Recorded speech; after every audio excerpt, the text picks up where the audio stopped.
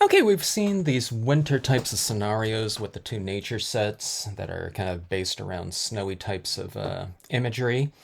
And in a video 2 days ago, I showed what you can do to represent kind of more of a fall type of scenario with these deciduous conifers. They call them large trees. You can look them up, they're pretty cool. But anyways, let's show you what you can do to these winter types of images, and just to depict them in, a green, evergreen type of scenario here. Okay, so I've stamped out my cabin with the trees right here, and then there's some of those background trees used right over here on the side, and I used them again right down here, but then I have 4 impressions of that larger snowy tree right in here at different heights to give it a little bit of variation.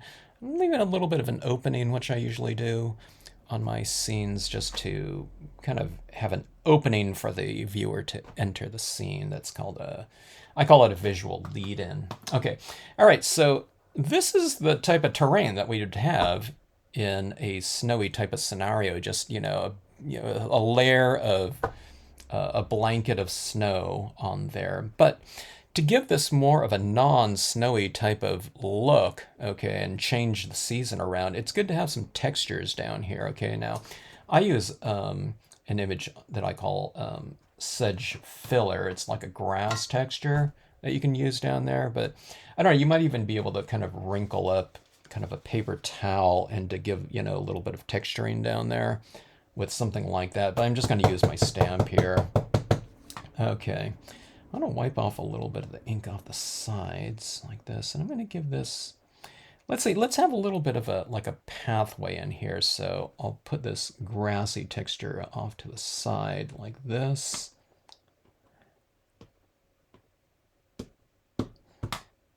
I mean, I do use this, in terms of a whole stamp, most of the time. But right here, I'm just kind of tapping it and giving myself some of this texturing in there like so. It doesn't look like anything right now, or it looks, I don't know, kind of bad, but I didn't have too much room in there. But the stamp that I use most are just these little tiny rocks like this, okay? And we'll add this down here like it's kind of like a little rocky, dirt road that leads up to our cabin, okay?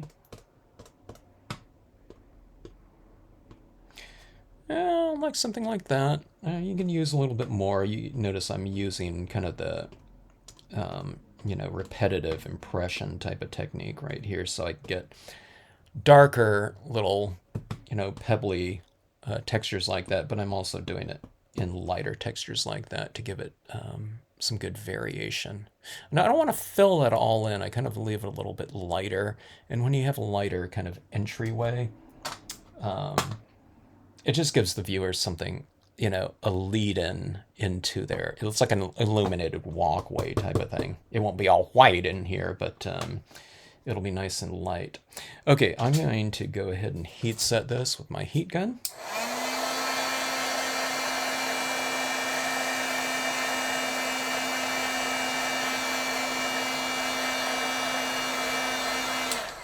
This is a semi-gloss paper. You can use matte, cardstock, whatever you want. Okay, now, one of the things I like to do is I like to give a nice range of tones. I'm going to make this into grass and around in here.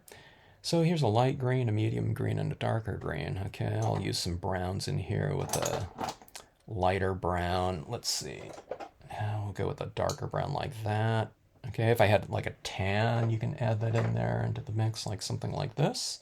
So I like to go for a little bit of ranges of tone. Now, before I started this video, I put a few streaks of, I used a Memento Bahama Blue, and I put those streaks in there, and then I just went over the top of it with an alcohol marker with a really pale, kind of pinkish tone like that, and I just kind of streaked that in there to give that little background coloring in there. I didn't want to do it after I stamp this out, because if I do it afterwards, I might, with the pen, I might drag some of that black ink over there. So I just stamp, I apply that to those inks beforehand. Okay, so let's go in here. Let's start with the lightest tone. Here's like a peach color. What is this called? I can't read it. Okay, so I'm adding this into this road area like that. I'm sure you can barely see it on your video here. I can barely see it right in front of me. But it's just a little bit of a warmer tone in here. I'm just kind of lightly applying it too, and I'm going into some of my trees with it too. It's not like where I'm applying this, I'm trying to stay right on the road, where it's going to be more of a brown tone. Okay, I do color bleeds, that way I get things merging into each other better. I think that creates a little better visual harmony. Here's some brown in here. And snow-capped cabin right here. So I'm going to add in some of this brown tone in here, just so it doesn't look like snow on the top. Like that. I'm leaving some of it a little bit lighter as well. Okay. Here comes my brown. And this is going to go into my walkway here, my dirt road, or path, whatever, leading up to. But look at this, how I'm kind of varying it a little bit. I'm leaving this area in here a little bit lighter, so I'm going a little bit harder on an area that I'm designating as the side of the road. But see, in this, I'm going into my trees too. I'm not, being really careful about placement. Some people find that harder to do because you're used to coloring in, we might be used to coloring in outline styles of designs that have a really definitive edge. So we're coloring in those spaces, and it's sometimes hard for me to get people to kind of feel free to kind of approach things more like, it's almost like oil painting or something like that, where you're doing whole areas, and you're kind of merging into other areas. And then we'll get to some opacity later, but all this little kind of exercise like that helps to kind of unify all of your different elements. Let's start moving into the green tones, okay? So here's light green, middle green, darker green, like that. It doesn't have to be like a, light green has to be a 10% green or something like that, and the middle one has to be like a 50%. Just, having a little bit of a range helps for variety. I don't want lime-colored trees, but this is just kind of establishing my color scheme here. Okay, and I'm not going over all the trees. It's kind of, I'm coloring like this, and I might leave some open areas like that. And having some lighter areas on my tree, it will look like, hopefully, it'll look more like light is hitting the trees in those areas that I don't just completely color them out, okay?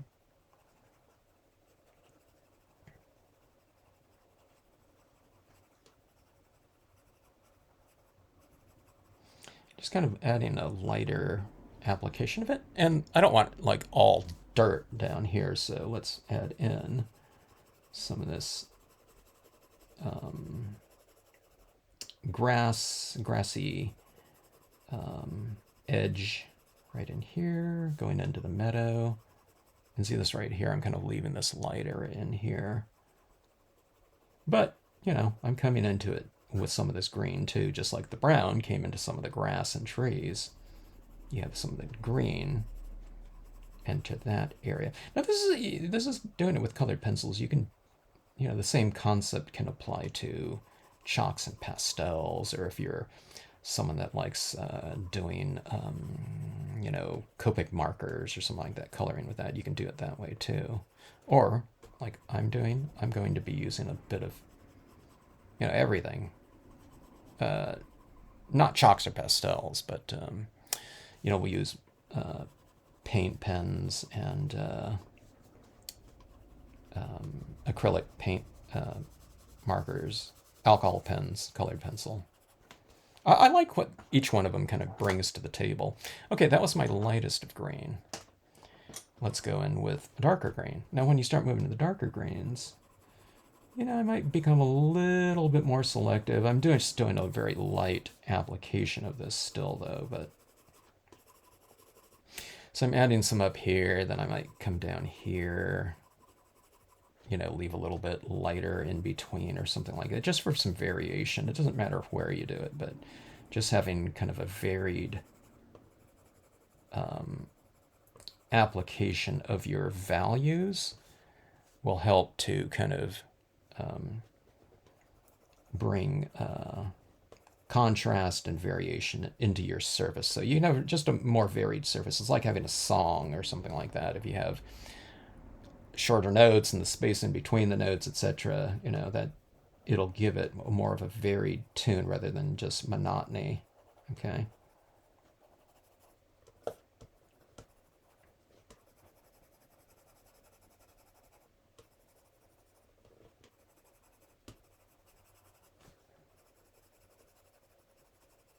If you go a little bit darker behind your cabin, the kind of cabin stands out a little bit more.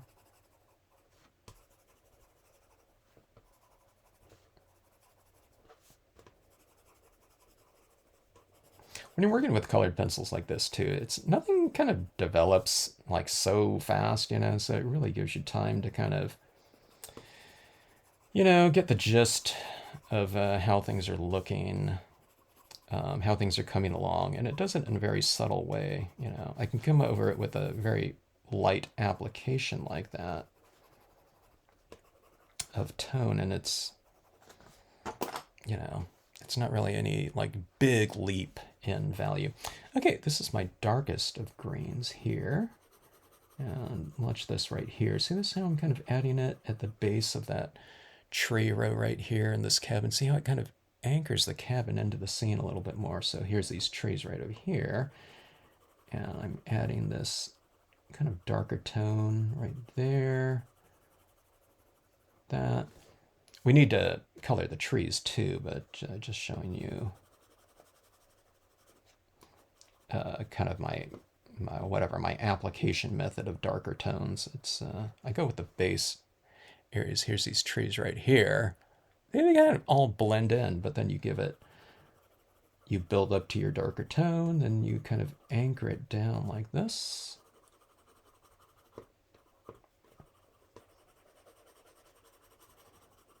Go into my trees a little bit.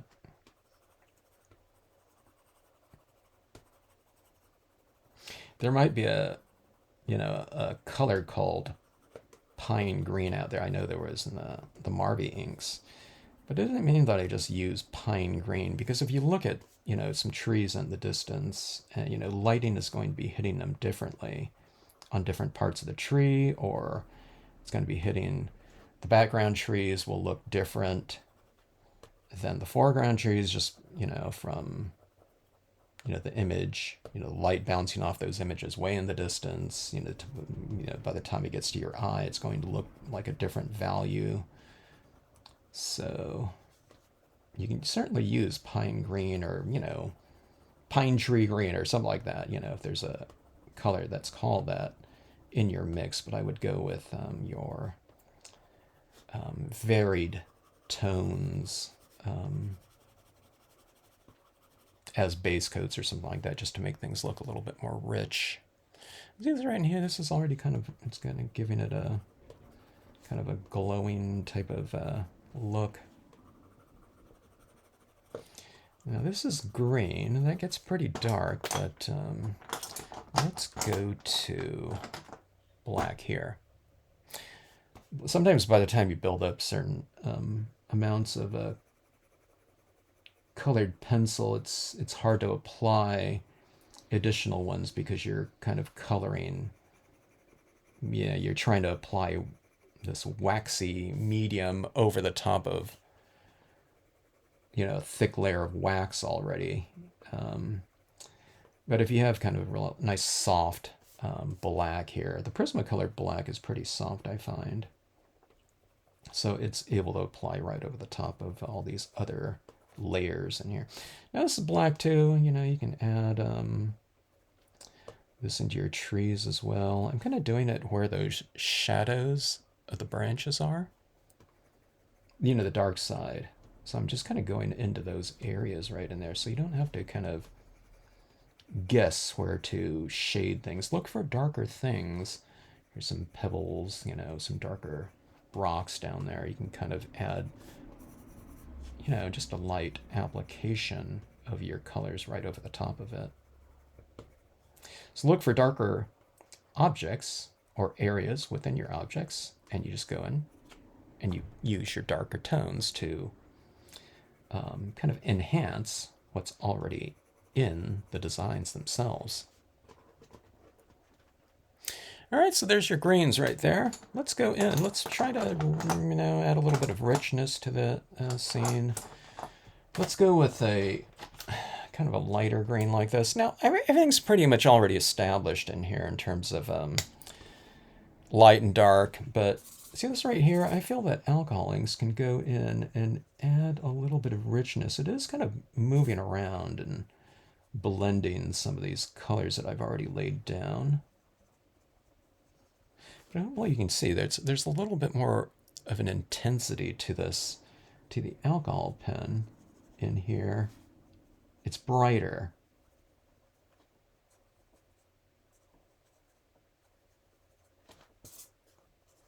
You know, colored pencils are really fantastic for what their, you know, characteristic is, which is, you know, kind of softer. I'm sure there's people that do colored pencil where they come up with something really rich and deep, but my usage of it is kind of, it's more of like a softer type of look.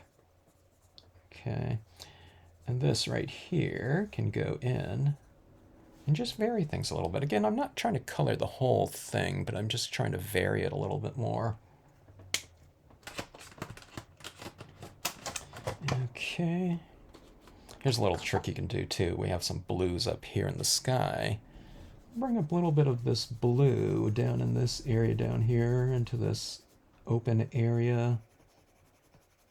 Like that. I don't know if you can see it there, but it kind of glows a little bit. So that kind of, it's not quite turquoise. This one's called aquamarine, but any kind of a really light, bright blue is really kind of nice. I'll add some of it to my sky even, or see my windows right in here. Like maybe the windows are reflecting some of that lighting up in the sky that we have. Okay, let's go in and add in some extra texturing and kind of pop to the scene. All right, these are acrylic paint pens here. And I'll be adding it largely where those lighter areas are on the trees, okay?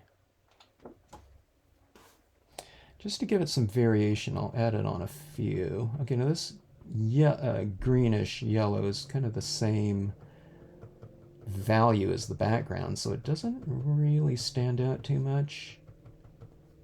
But I'll add a lighter green after, you know, or white after this, you know, for some real brightness. Okay, I don't know if you can see the difference in texturing between here and here.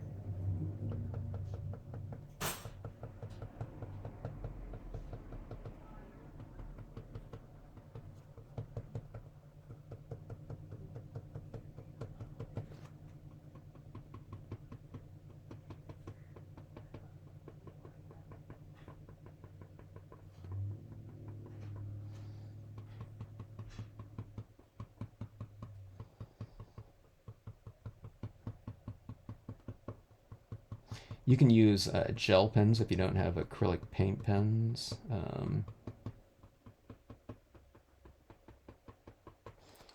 And down here in the grassy areas, okay, I'll add a little bit of texturing down in here. Maybe you can see it a little bit more in the darker area right in there. I don't want to make it too light because the whole idea of that was to have some shadow.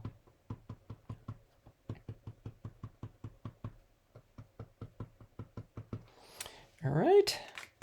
Now, let's use a little bit of a lighter green right here. This is a 0.7 millimeter acrylic paint pen.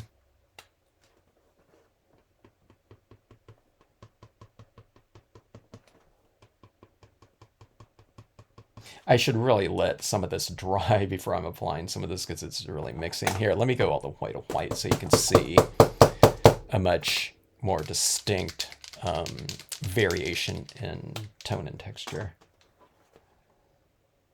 Now, I'm going to be careful not to apply too much of this. After all, I don't want to make this look like snow again. I got to get this pen going here. Here we go. Okay, that might be a little bit too much. This is a 3 millimeter here. I'll use some of this on my road right here, just to make it kind of shimmer a little bit. That's like a big blob of paint right there. Let me wipe that right off.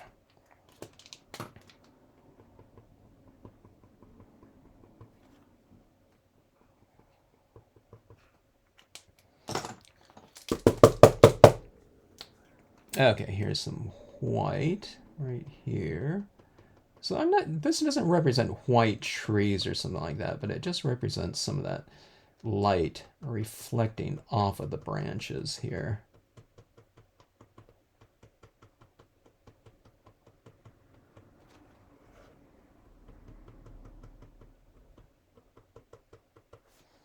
And it gives it that, kind of reintroduces some of that contrast that we lost by coloring in, a lot of the forms here. But we're bringing that contrast back in kind of like a specific targeted texture. So it's not as if adding these little textures in here like that is undoing something that we did, okay? So not all is lost. It's just like an enhancement in there, okay?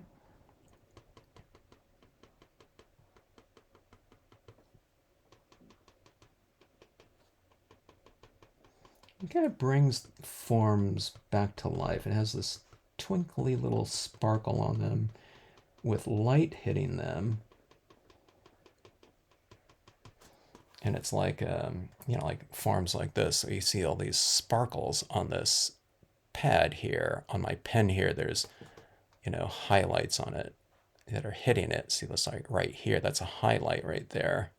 Or any of these things. Those are highlights on all of our forms. So you get all that type of thing glistening off of your surfaces.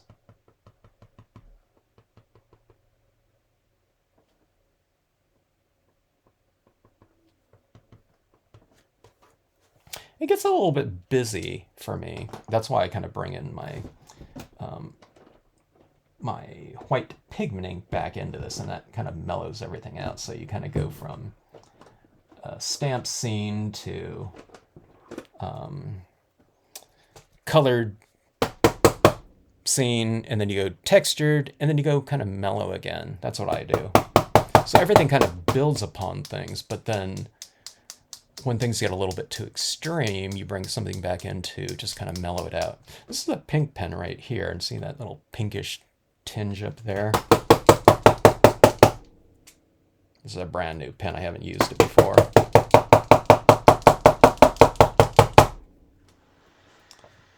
Let's get some of this going.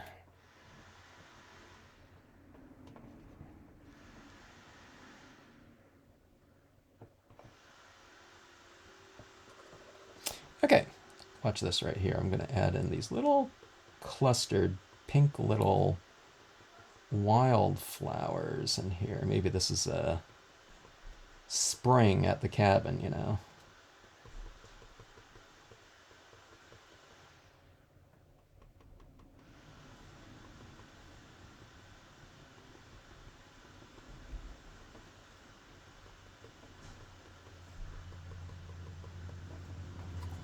I don't know if you can see that right in there, but see all that little kind of pinkish tone, so it gives something to relate to up there.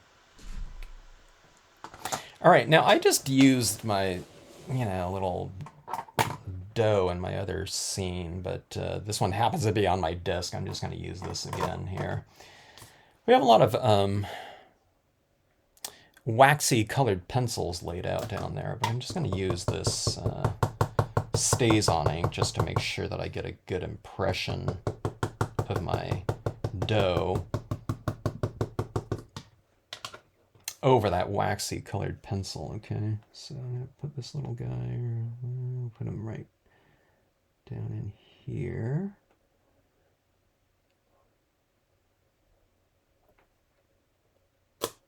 That. And then we'll bring in the mist, okay? All right, let's heat set some of this paint pen.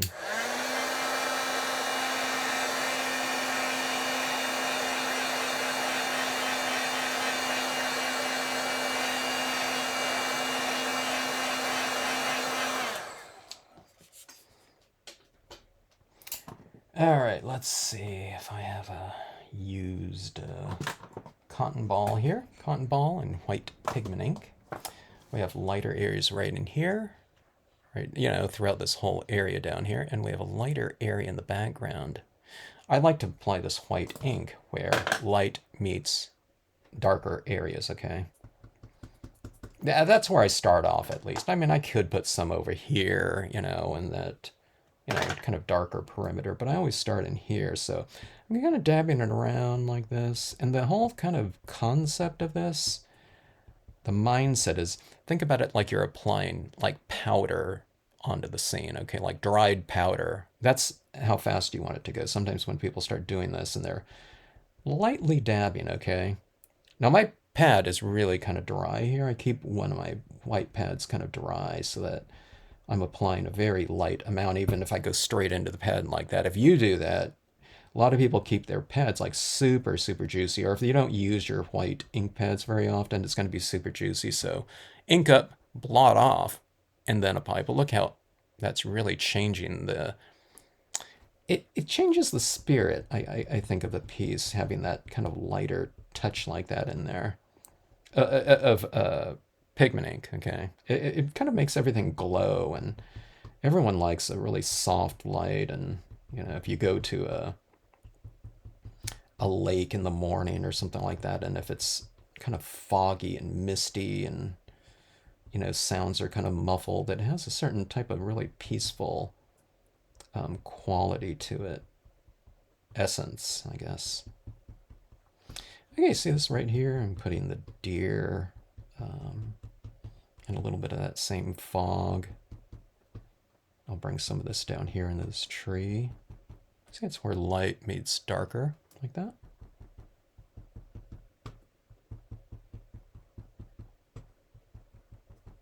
You can leave this tree as is, just, you know, if you want to create some contrast. Now, look at these trees right here, okay? And see these trees right here? They kind of represent trees that are a little bit farther off in the distance, maybe. Or if they didn't before, they do now, because they're kind of in like a little, you know, veil of mist like that, right? But see how different it looks from here to there now? I mean, you can do it on both sides. You can do all kinds of things. Chances are if I did this again, you know, I'd do it a little bit different just for some variation. So it's kind of fun to see. I'm putting some of this right down here, and here I'm not putting any, and I'm putting some of this in the distance like that. So it looks like these trees are now kind of, oh, they're kind of, and yeah, they're enveloped in some of that light, lit, you know, illuminated mist. Okay, so I have some over here, none over here. I'm going down here a little bit, like that.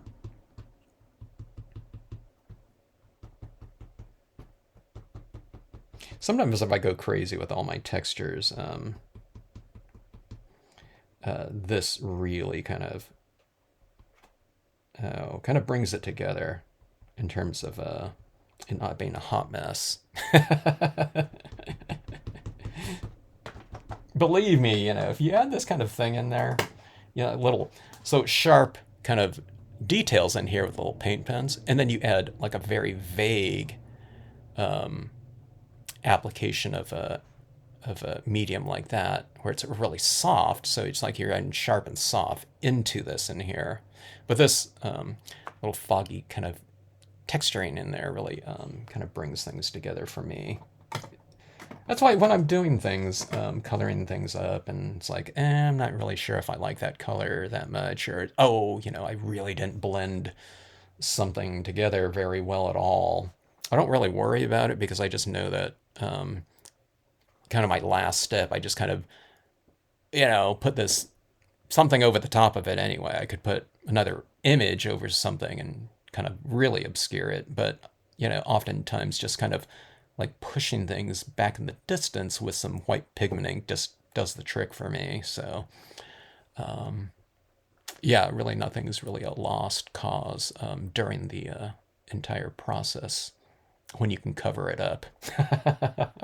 And then you cover it up in like fog and mist in landscape stamping, and it makes sense because there's fog and atmospheric mist and everything like that in nature. So it's the ultimate kind of whatever equalizer when it comes to applications of media. So anyways, there you have it. Evergreens like that out of the winter types of imagery. You just color it in with whatever colors you want. And, you can do a nighttime type of scene or something like that and do, if there's a whatever, a purple moon out or something like that, then color your trees kind of illuminated in purple light or something like that. So all kinds of different things you can do. You don't have to relegate the winter types of snowy imagery only to winter scenes. So it just comes down to whatever kind of colors you want to color them in with. Okay, so gives you a lot of mileage out of your nature designs. Okay, thanks for watching.